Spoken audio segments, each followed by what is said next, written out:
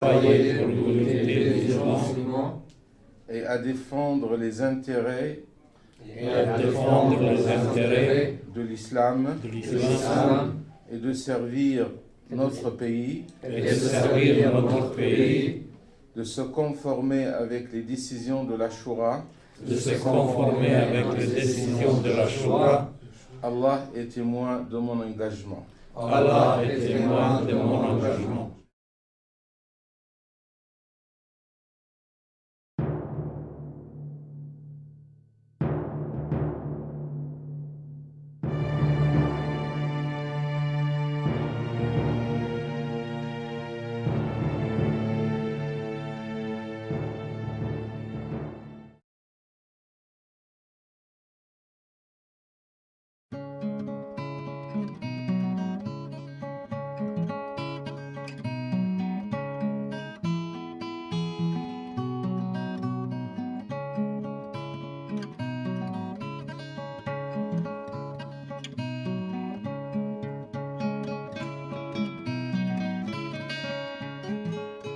Bismillahirrahmanirrahim.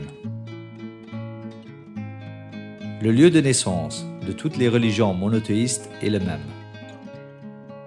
Elles sont toutes nées et ont fait leur premier pas sur la terre de nos prophètes. Adam, Noé, Abraham, Moïse, Jésus et Mohammed, que la paix soit sur eux. Il s'agit du Proche et du Moyen-Orient. De là, elles ont essaimé aux quatre coins du monde et elles ont trouvé des terres et des pays qu'elles ont fécondés en transmettant le message du Dieu unique et rédempteur. C'est ainsi qu'aujourd'hui, dans notre pays, le Grand-Duché du Luxembourg se trouve des musulmans aux côtés de chrétiens et de juifs. Lors des 30 dernières années, le Luxembourg a connu de très importants changements démographiques dont l'arrivée des musulmans fait partie. De nombreuses associations culturelles, humanitaires et sportives ont été créées par et pour les musulmans. De même sont apparues des entreprises fondées par et pour les musulmans, boucheries halal, agences de voyage, librairies islamiques, mais aussi des entrepreneurs musulmans sont actifs dans les secteurs de l'hôtellerie, de la restauration, du jardinage, de la construction, etc. Est donc apparue la nécessité d'institutionnaliser la communauté musulmane et pour ce faire d'entamer un dialogue avec les autorités politiques.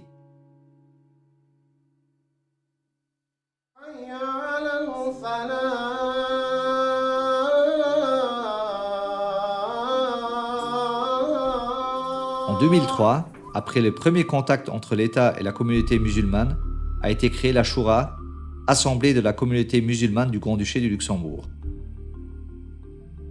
La Shura a été créée comme fédération des mosquées déjà existantes. Le Centre culturel islamique de Luxembourg situé à Mamers, l'Association islamique et culturelle du sud d'Esch-sur-Alzette, l'Association culturelle et islamique de l'ouest de Niederkorn et le Centre culturel et islamique du nord de Vils. Les mosquées, parties composant la Shura, déléguaient leurs représentants au sein de celle-ci.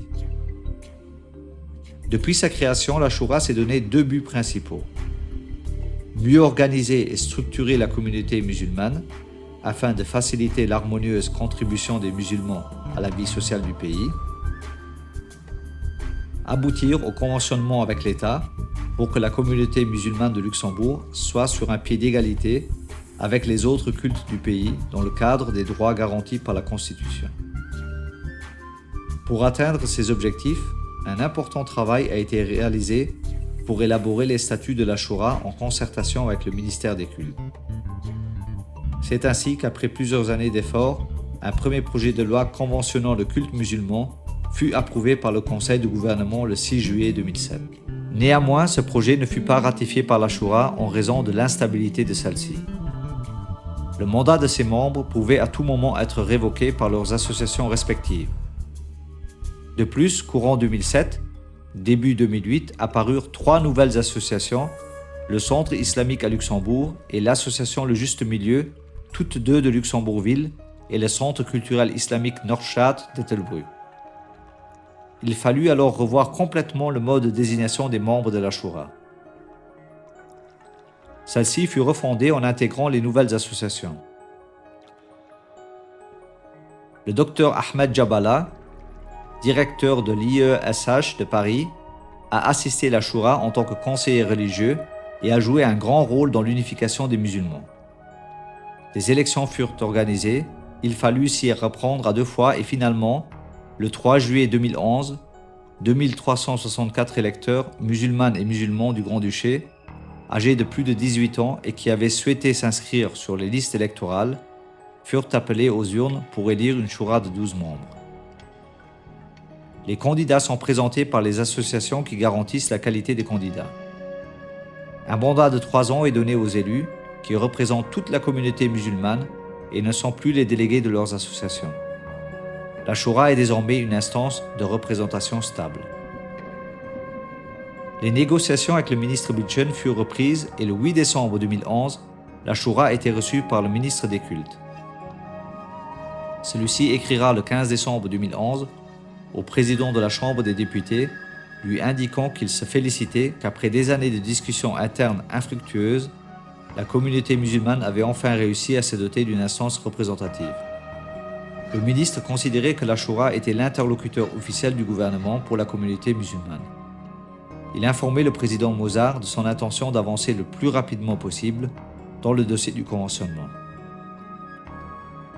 Depuis son élection, les délégations des musulmans ont rencontré de nombreuses personnalités politiques. C'est ainsi que la Choura a été reçue par M. Laurent Mozart, président de la Chambre des députés. Elle a été reçue par certains groupes et factions parlementaires, ainsi que par le ministre de l'Intérieur, M. Alstorf, avec qui fut évoquée la question des cimetières pour les musulmans. La communauté musulmane entretient des rapports fraternels avec les autres cultes. C'est ainsi que le 4 août 2012, le CCIL de Mamers a eu l'honneur de recevoir l'archevêque de Luxembourg, Monseigneur Jean-Claude Ulrich. Des représentants de la Choura assistent depuis plusieurs années aux cérémonies de la fête nationale à la cathédrale et à la synagogue de Luxembourg. La Choura a participé aux travaux du groupe des experts réunis par le gouvernement afin d'éclairer les autorités politiques sur l'évolution future des relations entre l'État et les communautés religieuses.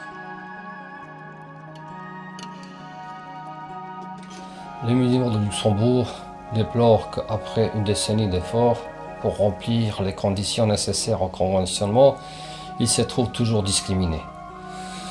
Cette discrimination relevée par les rapports de la Commission européenne contre le racisme et l'intolérance sur le Luxembourg.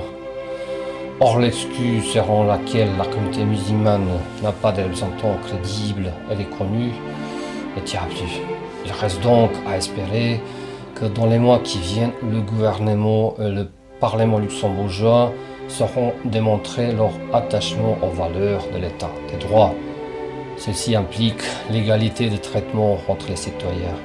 Il importe donc de mettre fin à la situation de discrimination dans laquelle la communauté musulmane se trouve aujourd'hui.